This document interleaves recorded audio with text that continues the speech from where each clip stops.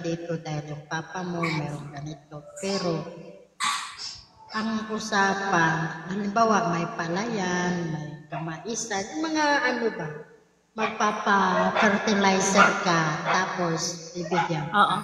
Sabi ko, ayoko nang, kasi ganun yung dati nangyayari, yung buhay pang grandparents. Parang nagkakagulo ba? Tapos, so, inano, kasi patay na daw papa ko. Hi, Russell. So, ako na ang susunod. Sabi ko, hindi, exit na ako dyan. Kasi ang gulo talaga.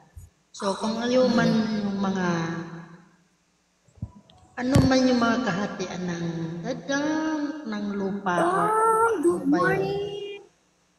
Hindi na ako sasaw-saw doon, sa inyo na yan. Kaya, lumipat ako sa malayong lugar. Hindi na ako nakisaw-saw sa mga ari-arian na mga lupa.